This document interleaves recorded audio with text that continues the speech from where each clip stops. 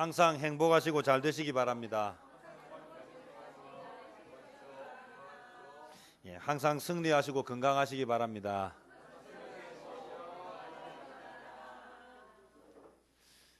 말은 한 대로 하나님께서 역사하십니다. 우리가 축복한 대로 우리가 복을 받고 또 하나님의 놀라운 은혜를 경험하게 될 것입니다. 오늘은 여러 가지 시험을 통과하는 방법, 여러 가지 시험을 통과하는 방법이라는 제목으로 함께 은혜를 나누겠습니다. 살아온 세월이 길든 짧든 다 지나간 시간들이 있죠. 지나간 시간들을 돌아보면 좋았던 기억도 있고 좋지 않았던 기억들도 있습니다. 그래서 너무너무 즐겁고 또 그렇게 감격스러운 그렇게 기쁘고 좋았던 시간이 있었는가 하면 또 정말 너무너무 힘들고 마음이 괴로워서 생각도 하기 싫은 그런 순간들도 있습니다. 사람은 살아온 과정들은 결국 다 이 두 가지를 같이 반복해서 경험합니다. 너무 좋을 때는 뭐라고 이야기합니까? 하나님 너무너무 감사합니다. 또 힘들고 어려울 때는 뭐라고 이야기합니까? 하나님 어떻게 나한테 이럴 수가 있습니까? 똑같은 하나님인데 상황에 따라서 우리는 감사하기도 하고 원망하기도 하고 또 그러죠. 다 마찬가지로 자녀도 키워보니까 예쁠 때가 있는데 눈에 넣어도 안 아플 만큼 예쁠 때가 있는데 또 어떤 때 있습니까? 보는 것만으로도 아주 열받고 스트레스 될 때도 있죠. 부모도 마찬가지일 거예요. 뭔가 나에게 잘 해주고 나에게 베풀어 주는 게 많을 때는 좋은데 잔소리하고 뭐 하지 마라 그러고 하면 뭐합니까? 싫지요. 인간관계라고 하는 것이 다 막 거기서 거기가 아닌가. 어쨌든 늘 기쁨과 고통은 반복되는 것입니다. 그러면 오늘 우리가 기억해야 되는 것은요, 즐거울 때와 또 슬플 때가 반복되는데 그럼 슬플 때는 어떻게 해야 되고 즐거울 때는 어떻게 해야 되겠습니까? 이제 한 가지 분명하게 말씀을 드리면, 자, 좋을 때, 즐거울 때는 어떻게 해야 된다? 마음껏 좋아해야 돼요. 마음껏 좋아하되 하나님 앞에 감사하면서, 하나님 너무너무 감사합니다. 그래야 하나님은 감사하는 사람한테 더 많은 감사를 주는 하나님의 속성이 있기 때문에 그래요. 자녀도요, 고맙다고 감사합니다 자꾸 표현하면요, 부모가 더 주고 싶어요. 그런데 감사하지 않고 만족하지 않고 막 더 달라고 떼쓰면요, 미워서 주고 싶은 것도 주지 않는 경향이 있죠. 자, 좋은 일이 있을 때는 어떻게 해야 된다? 마음껏 기뻐하고 그것을 누려야 돼요. 감사해야 돼요. 자, 그러면 좋을 때만 있는 것이 아니라 뭐 할 때도 있습니까? 어려울 때도 있어요. 자, 고통이 올 때, 힘든 시간이 올 때, 이때 그러면 어떻게 해야 되는가? 이것도 우리가 준비를 해야 돼요. 그래서 어려움이 올 때, 여러 가지 시험이 올 때 우리가 어떻게 해야 하는가? 오늘 말씀을 통해서 함께 좀 생각하고 또 교훈을 얻기를 바랍니다. 첫 번째로, 어려움이 닥치면 피하지 말고 뭐 해야 된다? 적극적으로 그 어려움과 맞서야 돼요. 어려움이 오면 피하지 말고 어려움과 맞서자. 이것은 우리가 어려움을 견디는, 이겨내는, 극복하는 첫 번째 방법입니다. 오늘 2절 말씀에 보면 이렇게 이야기합니다. 내 형제들아, 너희가 여러 가지 시험을 당하거든 뭐라고 이야기합니까? 온전히 기쁘게 여기라. 뭐 할 때 기뻐해야 됩니까? 좋은 일이 있을 때 기뻐해야 되는데, 성경은 어려움, 그것도 여러 가지 시험을 뭐 하거든요? 만나거든 온전히 기뻐하라. 기쁘게 여기라. 이 말을 딱 들으면서 여러분 마음에 어떤 생각이 드십니까? 역시 좋으신 하나님, 이런 생각이 드십니까? 무슨 생각이 듭니까? 하나님 지금 농담하십니까? 하나님 지금 저하고 장난하십니까? 좋은 일을 여러 개 만났을 때 온전히 즐거워하는 것은, 온전히 기쁘게 여기는 것은 말이 되는데, 한 가지도 아니고 한두 가지도 아니고 여러 가지 뭐를 만났을 때요? 시험을 만나면 뭐하라? 온전히 기쁘게 여기라. 이 말을 탁 받으면서 마음이 참 평안하고 기쁘십니까?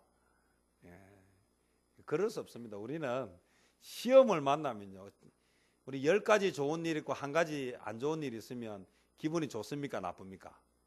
기분 나쁩니다. 사람 참 이상해요. 우리가 생각할 때는요, 10가지 나쁜 일이 있다가 한 가지 좋은 일이 있어도 좋아해야 하는데 사실은요 10가지 중에 9가지가 좋고 한 가지가 나빠도 그 나쁜 한 가지 때문에 뭐합니까? 불편해지는 것이 이것이 우리가 아담의 후손 죄성을 가진 우리 인간이에요. 하물며 한두 가지도 아니고 여러 가지 시험을 만났는데 뭐 그것이 좋아서 그렇게 온전히 기쁘게 여기겠습니까? 저는요 이 말씀에 어떤 의미가 숨겨져 있을까 생각했어요. 여러분 뭘 하다 보면요 잘 안 되는데 어떻게 기뻐할 수 있습니까? 일이 잘 되다가도 하나만 안 되면 마음이 한없이 불편해지는 것이 우리 인간인데 제가 요즘에 새벽에 그 전도서 강의를 하고 있습니다. 전도서 3장을 하고 있는데요. 거기에는 오늘 새벽에도 만사에 기한이 있다. 그래서 모든 일에는 기한이 때가 있다. 뭐 하면요 시작할 때가 있으면 끝날 때가 있어요. 슬플 때가 있으면 기쁠 때가 있어요. 만날 때가 있으면 헤어질 때가 있어요. 이게 인생사예요. 그래서 오늘 우리가 잘 한번 생각해 보면요 피하고 싶고 숨고 싶은 일이 있을 때 피하고 숨으면 해결이 되지 않아요. 이것은 일을 더 뭐하게 만듭니까? 더 꼬이게 만들고 더 어렵게 만드는 결과를 가져와요. 그래서 어려움이 오거나 시련이 오면 도망가지 말고 숨지 말고 뭐 해야 됩니까? 일단 맞닥뜨려야 돼요. 거기서부터 뭐가 시작됩니까? 해결이 시작된다는 거예요. 그런데 사람은요 어떻습니까? 일단 문제가 생기면 뭐 하고 싶은 마음이 있습니까? 피하고 싶고 숨고 싶은 마음이 생긴다. 그래서 오늘 성경은 이야기합니다. 시험을 당하거든 그것도 한두 가지가 아니라 여러 가지 시험을 당하거든 온전히 뭐하라? 기쁘게 여기라. 이것은 이유가 있기 때문에 시험은 우리로 하여금 즐거운 것이 아닌데 이 시험은 우리를 뭐하게 한다? 성장하게 한다는 것입니다. 이 시험은 우리를 뭐하게 만듭니까? 하나님을 경험하게 만들기 때문이에요. 그래서 시험 자체는 힘들어요. 시험 자체는 우리의 마음을 불편하게 해요. 시험은 우리를 기쁘지 않게 만들어요. 그런데 그 상황만 보지 말고 이 상황을 만드신 하나님을 바라볼 수 있어야 된다. 그래서 좋은 일이 있을 때는 마음껏 기뻐하는데 상황만 기뻐하지 말고 이 상황을 주신 하나님께 감사해야 한다면 어려움이 올 때도 원망하지 말고 이 어려움을 우리에게 주신 하나님을 보고 우리가 뭘 해야 된다? 이것을 기대해야 돼. 이것은 우리에게 무엇을 주시고자 하는 하나님의 뜻하심인가? 그래서 일단 첫 번째로 시험이 오면 어떻게 해야 된다? 물러나지 말고 일단 그 시험을 맞닥뜨리고 맞서는 태도를 가져야 된다. 자, 다음으로 그러면 어려움이 닥치면 자, 시험을 일단 만났어요. 그럼 어떻게 하란 말입니까? 도망가지 말고 일단 맞섰어요. 그다음 뭘 어떻게 해야 되잖아요. 그때 뭘 해야 되느냐 하면 지혜를 구해야 돼요. 오늘 이 성경을 우리가 보면요. 오늘 우리 안에 이 문제가 생길 때에 시련이 올 때 시험이 올 때에 무엇을 해야 되느냐 하면 기도를 해야 되는데 뭐라고 기도해야 되느냐 하면 지혜를 달라고 기도해야 돼요. 지혜가 무엇입니까? 이 여러 가지 시험을 이겨낼 수 있는 극복할 수 있는 통과할 수 있는 지혜 방법을 달라고 기도하라는 것입니다. 그래서 오늘 5절 말씀은 우리가 참 자주 듣는 말씀이고요. 또 많이 암송하는 구절이죠. 5절 다 같이 한번 읽어보겠습니다. 5절 시작. 너희 중에 누구든지 지혜가 부족하거든 모든 사람에게 후히 주시고 꾸짖지 아니하시는 하나님께 구하라. 그리하면 주시리라. 아멘. 여러 가지 시험을 만나면 그냥 아무 대책 없이 그냥 맞으면 어떻게 됩니까? 그냥 처참하게 깨지게 돼 있어요. 시험이 오면 맞서야 돼요. 적극적으로 시험과 부딪혀야 돼요. 그런데 그냥 부딪혀서는 안 되고 뭐를 가지고요? 하나님이 주신 지혜를 가지고 문제와 맞서야 된다는 거예요. 지혜가 부족하면 하나님께 구해야 돼요. 하나님은 우리에게 좋은 것을 주실 때도 이유가 있고 어려운 것을 주실 때도 이유가 있다는 거예요. 좋은 것을 주셨을 때는 마음껏 누려야 돼요. 어려움을 주셨을 때는 하나님께 지혜를 구하면서 그 어려움을 정면으로 부딪혀야 돼요. 왜냐하면 그 어려움은 나를 힘들게 하고 고통스럽게 하지만 부딪힘으로 인해서 뭐 하게 된다? 성장하기 때문이에요. 무조건 맞닥뜨리면 깨집니다. 그래서 뭐 해야 되느냐 하면 지혜를 구하고 하나님이 주신 지혜를 받아서 그 문제를 해결해 가야 된다. 그래서 정말 필요하고 중요한 것은 지혜라는 것이에요. 이 지혜는 세상적인 지혜와 세상적인 지식과는 좀 차원이 다릅니다.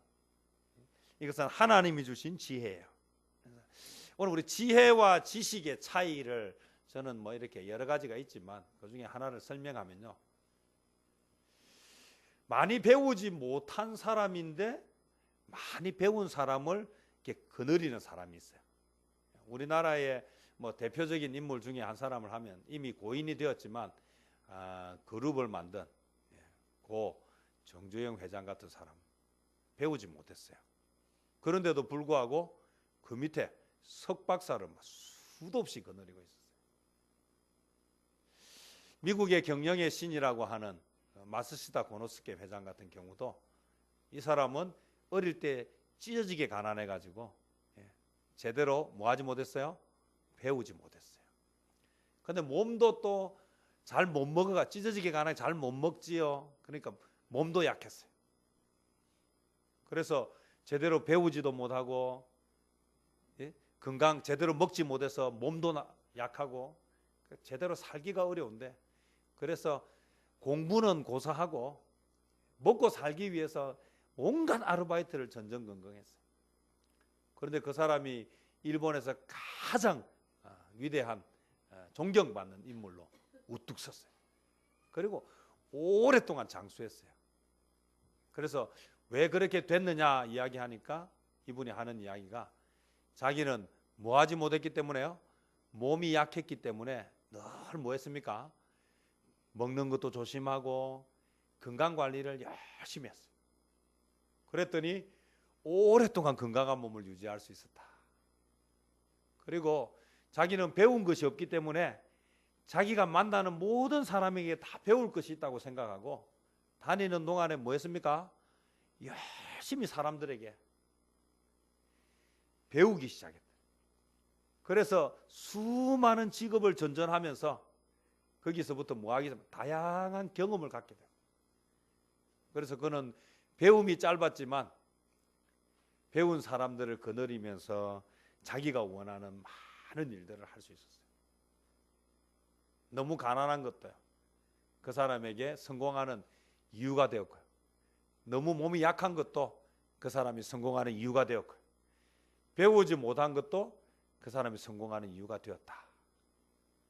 세상에 성공한 사람들은 많지만 이 사람의 삶은 아주 독특해요. 지혜라고 해요. 지금 그 CTS 부산 방송에 뭐 특강이 나오고 어제도 두 번째 강의가 나갔는데요. 한석봉 어머니 이야기를 제가 했어요. 보통 부모님들은 뭐 하느냐면 아들이 공부 안 하면 뭐라고 이야기합니까? 공부해라. 그리고는요, 불러 앉혀놓고 뭐 합니까? 문제를 풀게 하지요. 그래서 문제를 잘 못 풀면 뭐 합니까? 혼내잖아요. 한석봉 어머니는 뭐가 달랐는가? 글 쓰기 싫어하는 아들을 앉혀놓고 글을 쓰게 하고 엄마는 뭐 했습니까? 떡을 썰었는데 중요한 건요, 불 끄고 했다는 거죠. 불 끄고. 불을 켜놓고 떡을 썰어도 가지런히 썰기가 어려워요. 불을 켜고 글을 쓰기도 어려워요. 그런데 불을 꺼놓고 아들 보고 글을 쓰라고 했어요. 자기는요, 불을 끄고 떡을 썰었어요. 자, 중요한 것은요, 그냥 보통 부모 같으면 불 끄고 글 써라 했어요. 그래서 글을 똑바로 못 쓰면 뭐라고 이야기합니까? 네가 이것도 못하는 게. 그러면서 혼내서 다시 글을 쓰라고 했을 거예요. 그러면 이 아이가 마음속에 어떤 생각이 들까요? 엄마에 대한 원망과 분노가 생겨요. 왜 그럴까요? 불 끄고 글 쓰는 게 얼마나 어려운데, 어려운 건 나한테만 시키고 엄마는 하지도 않고 그런 생각을 한다는 거예요. 그런데 이 어머니는 뭐라고 했습니까? 불 끄고 니는 글을 써라. 나는 떡을 쓴다. 저는 이게 참 중요하다고 생각해요. 자기가 하는 일에 그 정도로 전문가가 된다는 것은요, 자녀에게 삶으로 가르쳐 주는 것이에요. 지혜예요. 저는 이 한석봉 어머니가 지혜로웠다. 뭐 떡을 그 정도 쓰는 사람들은 있을 수 있어요. 그런데 그것을 아이에게 어떻게 가르친? 불을 끄고 글을 쓰게 하고 자기는 떡을 쓰고, 그리고는 불을 켜 보니까 아들은 글을 뭐 이게 보이지 않으니 뭐 제대로 쓸 수가 있습니까? 글 같지 않은 이상한 글이 써져 있는데, 엄마는 불을 켰을 때나 껐을 때나 똑같이 가지런히 썰어 놓은 그 떡을 보면서 이 아들이 정신을 차려요. 다시 뭐 하기 시작합니까? 글 공부를 하는. 그래서 조선시대의 명필이 되지 않습니까? 그 어머니가 뭐 글을 알았겠습니까? 예? 석봉 천자문, 뭐 천자문을 알았겠습니까? 물론 알 수도 있었을 거예요. 그러나 그 어머니가 그 아들보다 글을 잘 쓸 수 있었겠습니까? 오늘 우리가 무엇을 이야기하느냐면요, 부모가 자기의 삶을 열심히 성실하게 사는 것, 부모가 꿈을 꾸고 부모가 자기 삶을 열심히 살아내는 것이 자녀를 행복하게 만든다는 거예요. 저는 오늘 들려주고 싶은 지혜가 왜 우리에게 필요한가. 이 지혜가 있으면 똑같은 상황을 다르게 만들 수 있어요. 이 세상에는 너무도 많은 사람들이 있습니다. 지혜를 가지고, 지혜를, 하나님이 주신 지혜를 가지고 위대한 하나님의 사람들이 너무 많아요.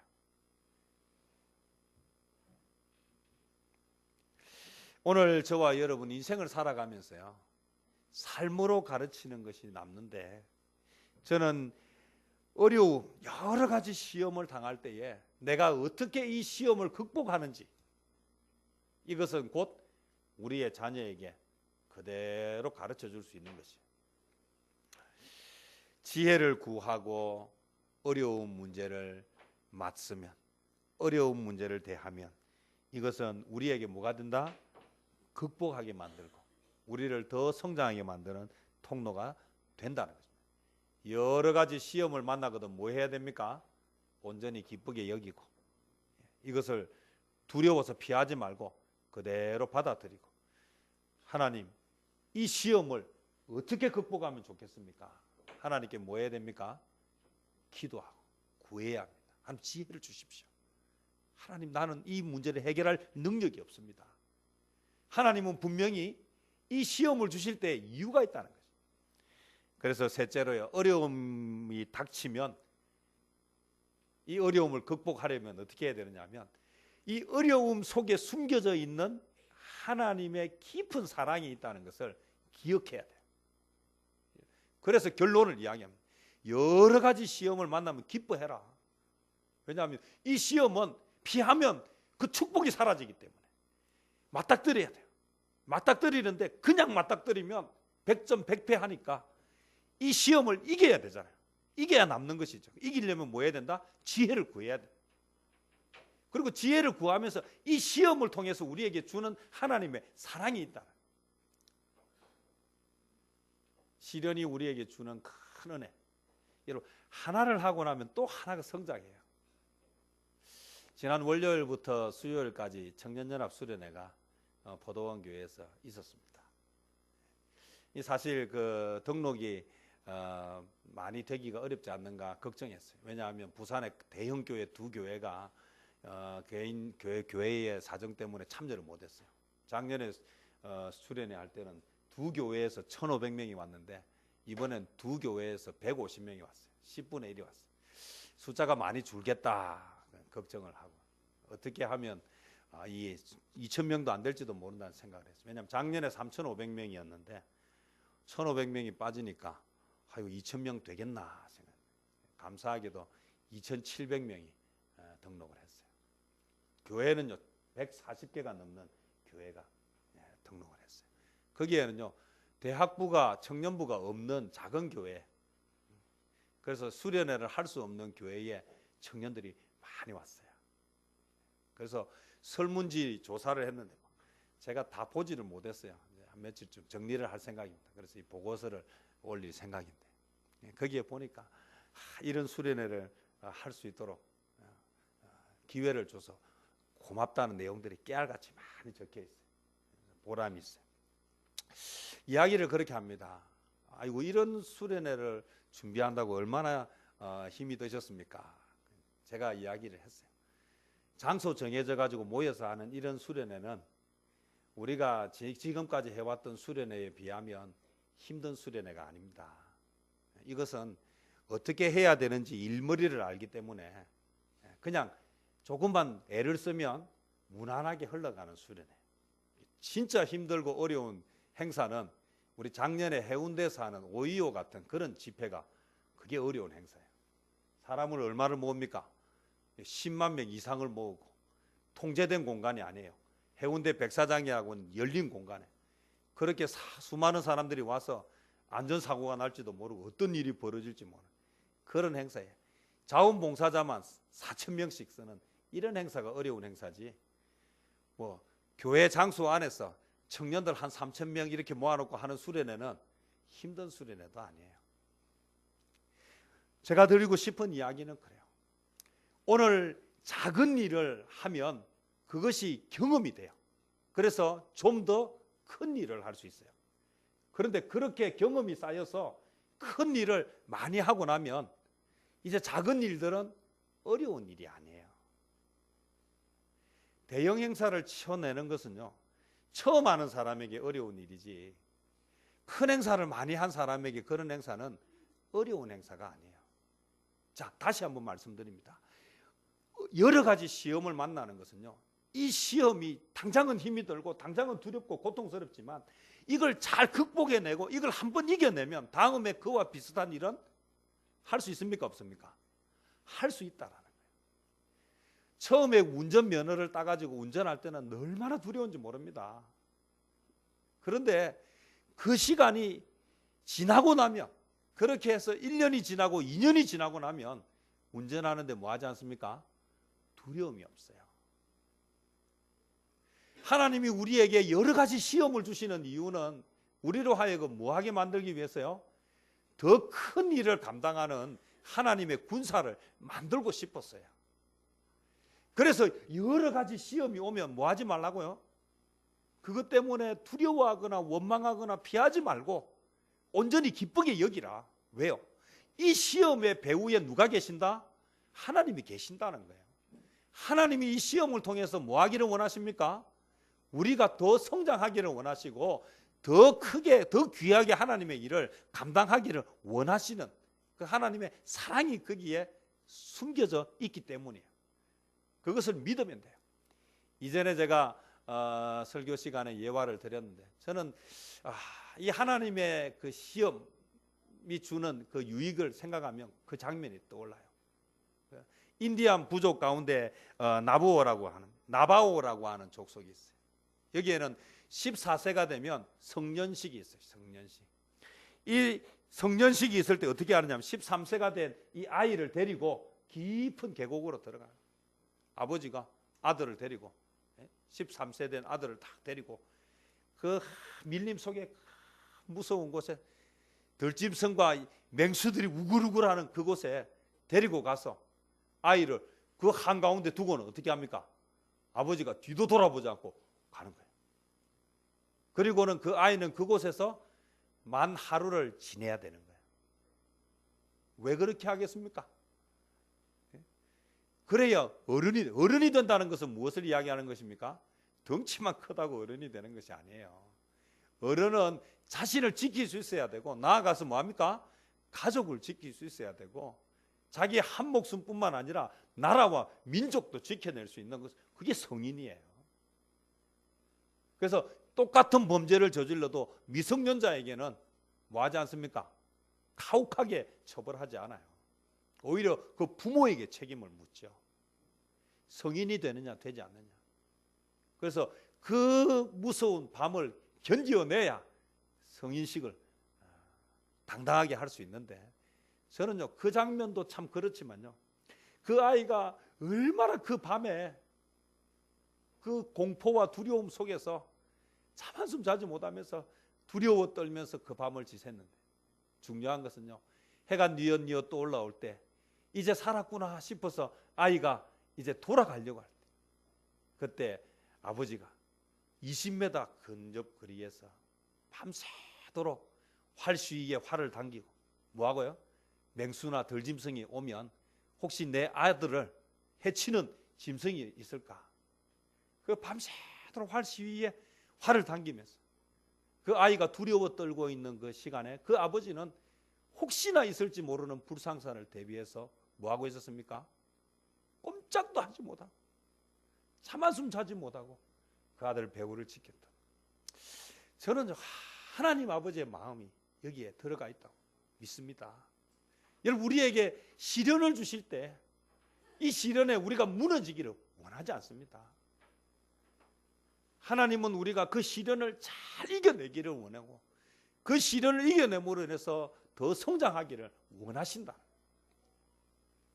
그 아들이 그 전까지만은 어떤 마음이 있었겠습니까? 어떻게 아버지가 나한테 이럴 수가 있느냐? 얼마나 많은 원망을 하면서 그 긴긴 밤을 보냈겠습니까?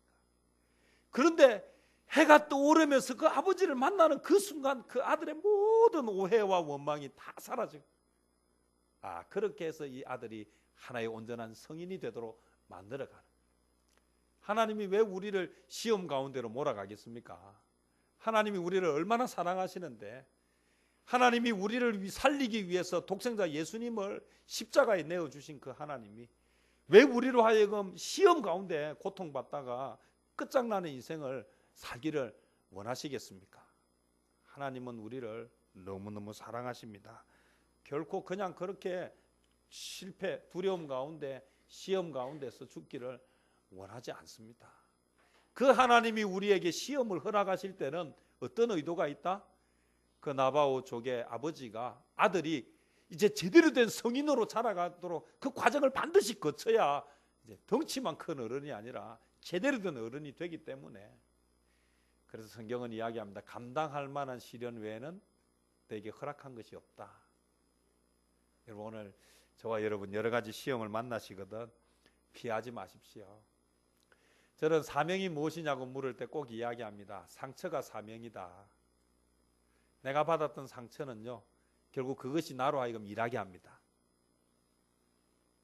오프라 윈프리라고 하는 그 세계적인 여자 토크쇼, 그 여자, 그 과거의 상처가 상처받은 사람들을 섬기는데 귀하게 쓰임받아요.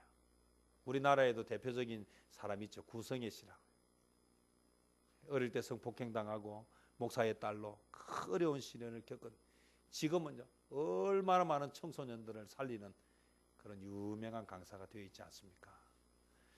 하나님 어떻게 나에게 이런 일을 주십니까? 라고 생각할 때에 그 일이 나중에 내가 하나님의 일을 하는 엄청난 도구가 된다는 사실을 기억하시고, 오늘 여러 가지 시험을 만나면 원망하고 도망가고 피하지 마시고요, 일단 맞닥뜨리시고 하나님께 지혜를 구하시고요, 그리고 이 시련 뒤에 숨겨져 있는 하나님의 크고 놀라운 그 사랑을 기억하시기를 바랍니다. 그러면 우리에게 주어진 이 수많은 시험들을 잘 극복하고 통과해서 시간이 지나고 나면 하나님이 하셨습니다, 하나님께 감사하는 인생이 될 것입니다. 여러 가지 시험을 잘 통과해서 하나님을 자랑하고 하나님을 영화롭게 하는 저와 여러분 되시기를 주님의 이름으로 축원합니다. 기도하겠습니다.